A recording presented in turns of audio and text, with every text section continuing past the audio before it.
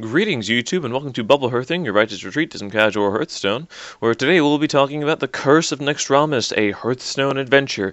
This is the new Hearthstone expansion that has been, to some degree, long awaited, much anticipated, and now it's finally here. I know in my previous video I had mentioned that we really did need something else to drive Hearthstone to sort of change it, add some more variety to it. And this is just the thing, it seems. This is very nice. They're actually not just releasing an expansion, not just throwing cards at you, saying, here's some cards, make of them what you will, hopefully things go well. They're throwing, not throwing, but it's a 30 card set that they're adding, and they're doing it in an adventure mode, so you get to unlock certain things. They're calling it a necropolis to die for, and you're going to be facing bosses such that are iconic to the Warcraft scene, such as, let's see, the Arachnid, Xena, I'm not completely sure about that one, Lotheb, and Patchwork are announced. I didn't get too far in World of Warcraft to actually know what those are, but I'm sure they're iconic. And they all have this sort of, of course, necropolis, undead,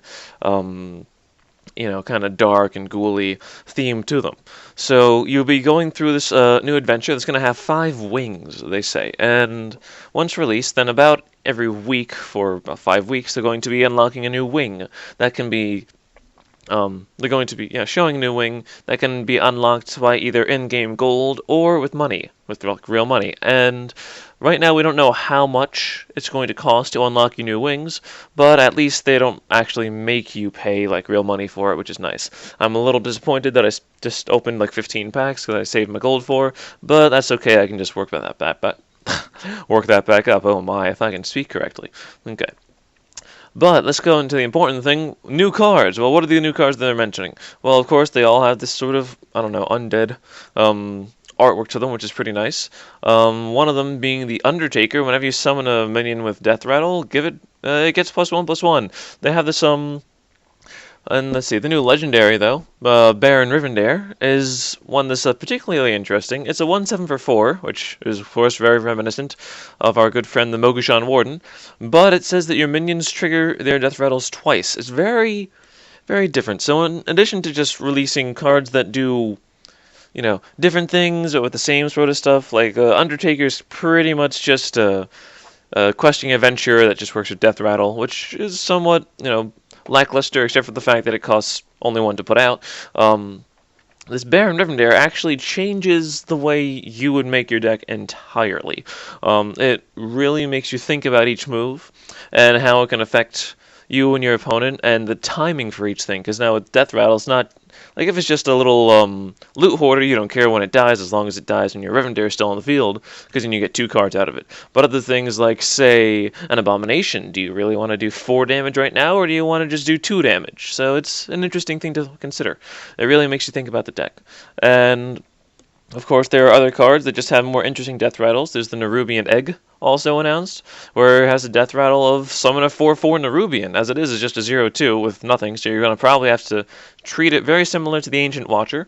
It could possibly replace that in a few instances, just because it has 2 health as a base stat, so it could potentially be seen as a 4/6 in some ways, and also, of course, it works well with Baron Rivendare. So, and that's just one of the legendaries. Each boss is actually going to have its own legendary. And when you face them, they're actually going to have their own set of cards and abilities, similar to when you just started out that little adventure tutorial mode, I imagine. Which, of course, you won't have access to those cards, but you'll have access to new ones in your own sense. They also did announce one boss, Hygen the Unclean. And let's see, yes.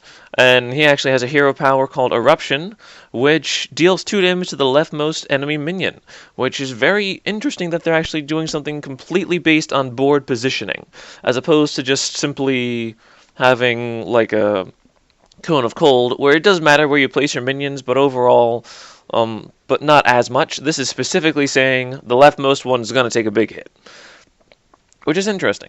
I like seeing that they're putting in a new way to really think about how you make your board positions. And of course, they're going to actually release a new background, which you can click on things. It's going to be really cool. It looks like undead. Almost, it reminds me of the Undercity, because I did play undead for a little while. And so that's what they're going to have there. Of course, along with that, they're also releasing new class challenges. There are 9, one for each class.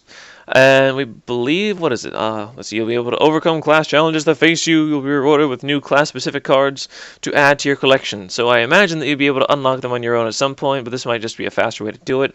And anytime a wing is announced also, the cards will be available immediately in the arena, so it'll be really cool seeing new arena picks, seeing if that really changes the way the arena is played at all. But thank you very much for joining me here. I'm looking very forward to seeing how this thing turns out, and I'm just really happy about this. And until next time, this is Bubble Hearthing signing out.